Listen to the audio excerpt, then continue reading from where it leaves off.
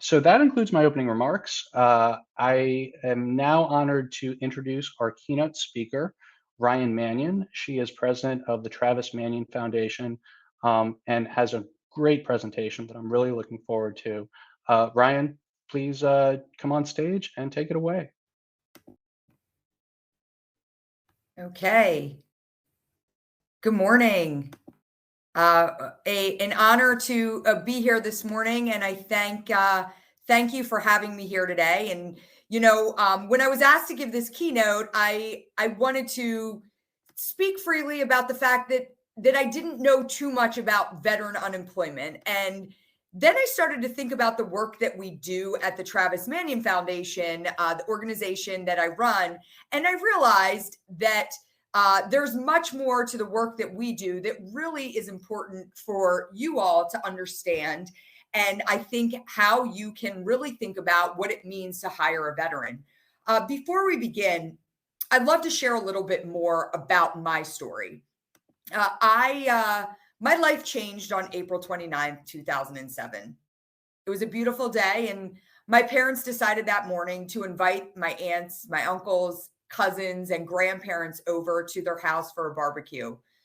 My husband Dave and I had just had our first child, and we were excited to spend time with everyone.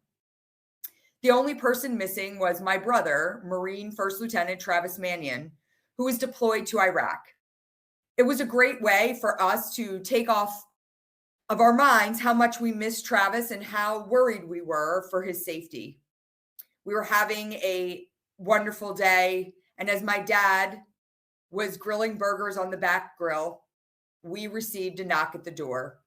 Two Marines had come to my parents' house to deliver the news that would forever change our lives. My brother Travis was killed by an enemy sniper while pulling two of his injured teammates to safety following an ambush in Fallujah, Iraq. When my mom opened the door and saw those Marines in their dress blues, she knew why they were there. Before she could say a word, she slammed the door so hard that it came off the hinges. In the blink of an eye, our lives had changed forever. A little bit about my brother Travis.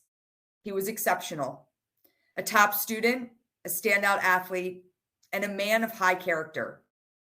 He graduated from the Naval Academy in 2004 and deployed to Iraq for the first time in the fall of 2005, almost immediately after completing his basic training. Like all of the brave warriors that have stepped up over the past 20 plus years, my brother Travis knew exactly what he was signing up for, and he did it with enthusiasm. After his initial 6-month tour in Iraq, Travis learned that he would deploy again, this time as part of a military transition team, which was a small team of Marines assigned to an Iraqi army unit to train and support them. It was a dangerous mission, and Travis was ready for the challenge. Before going back for his second tour of duty, Travis came home to spend time with our close-knit family. Growing up in a military family, Travis and I became each other's best friends and sense of stability as we moved across the country. Eventually, landing outside of Philadelphia for high school, my brother Travis was a diehard Eagles fan. So my husband Dave got tickets for him and Travis to go to an Eagles game. They had a great time, but Travis's upcoming deployment weighed heavy on my husband. After the game, both high on the Eagles' victory, my husband Dave jokingly said to Travis as they came upon a flight of stairs, "Hey, Trav, how about I push you down these stairs and maybe you'll break your ankle and you won't have to go back to Iraq." Travis, who is always the first one to joke around, became very serious. He said, "Dave, if I don't go back to Iraq, then someone much less prepared for the job at hand is going to go in my place. If not me, then who?" What we realized after Travis's death was that those 5 words that he said, spur of the moment on those stairs, were not just 5 words that he said that night. Those were the 5 words that he lived by every single day. And those are the 5 words that my family adopted as we moved forward. Following Travis's death, my mother, filled with the deepest sadness that only a mother who has lost her only son could know, started a foundation in Travis's name to continue his mission to serve others. Inspired by Travis and all of those who have served and sacrificed in service to our nation and their families, we have formed a community led by veterans and families of the fallen who serve together and support each other. All of our programs at the Travis Manion Foundation fall into one of two buckets: either investing in veterans to develop them personally and professionally, or giving them opportunities to lead and serve. From the start, my mom knew that the Travis Manion Foundation was not going to be a typical veteran organization.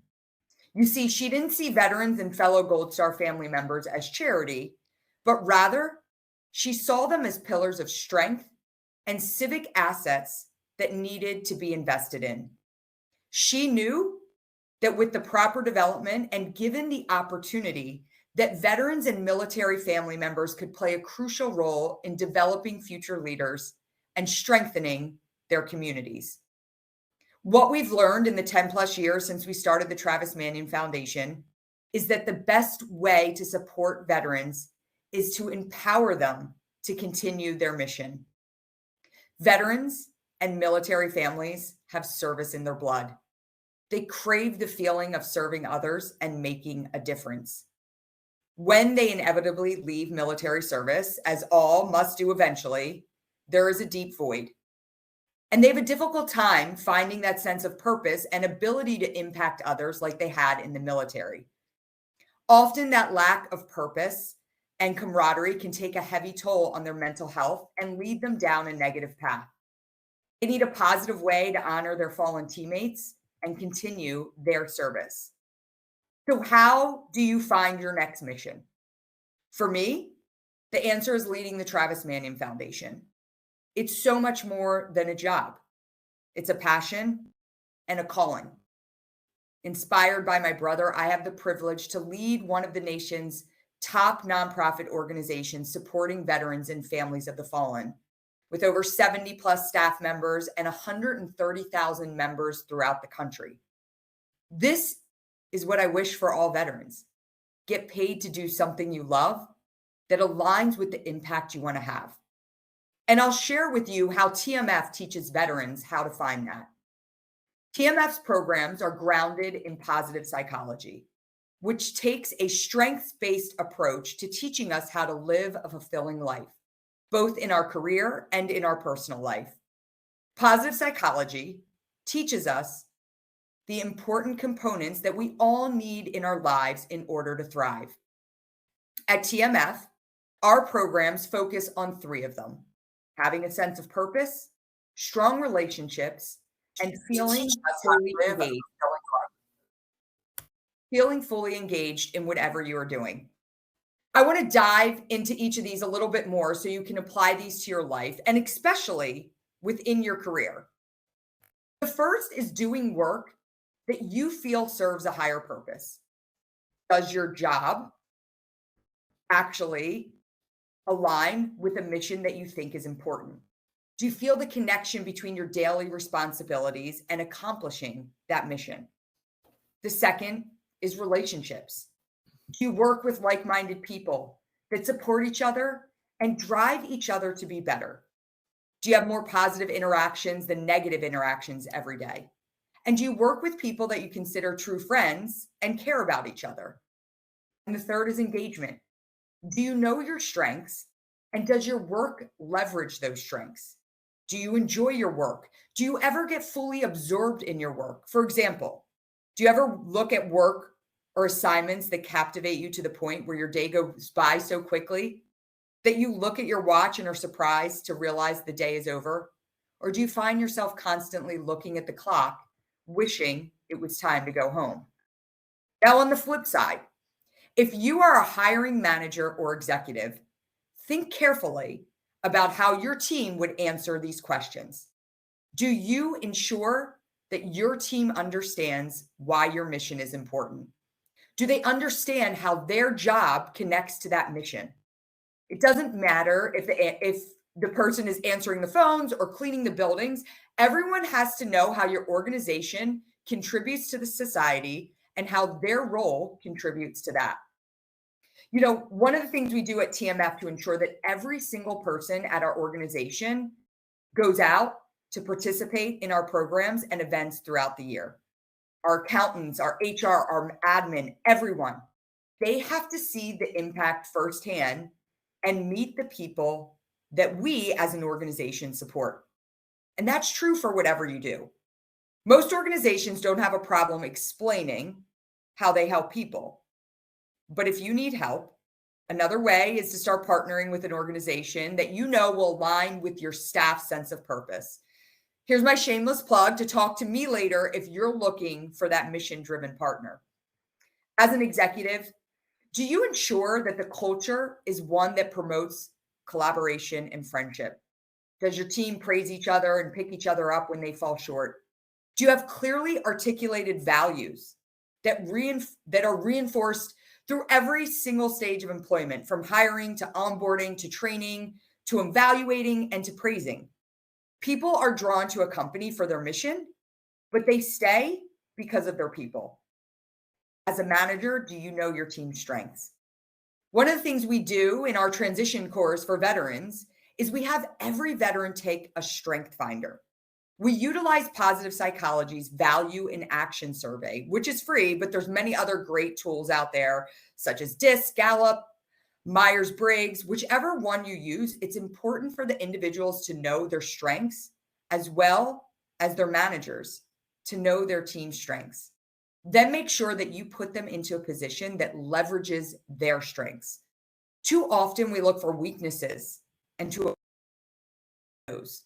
While I'm not suggesting that everyone ignore their weaknesses, I found much better success by allowing people to focus on their strengths.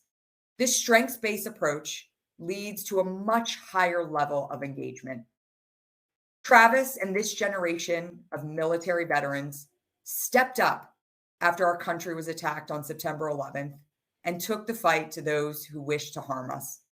They risked their lives for people they didn't even know, and they've kept our country safe for over 20 years.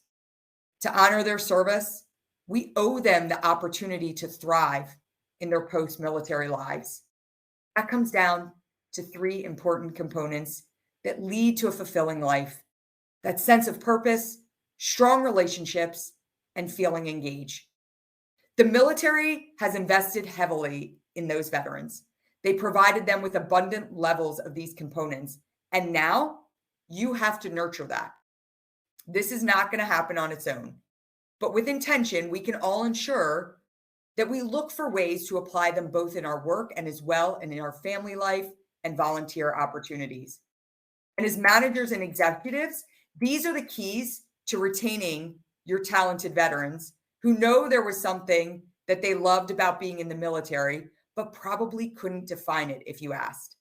But I assure you, these are the reasons that they will always describe the military as the best years of their lives.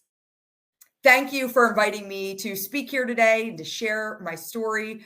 I'm equally inspired and hopeful when I meet managers and executives who are dedicated to hiring veterans, not only for altruistic reasons, but because they know that veterans will add so much value to their organization.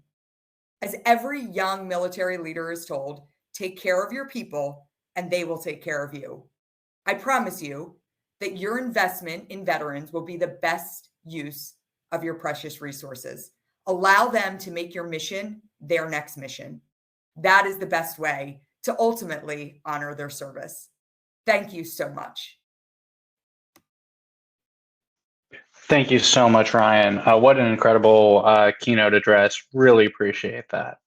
And you know what I really liked about it was not just inspiring, but some good, important, actionable advice. So thank you so much. Thank you so much. All right. So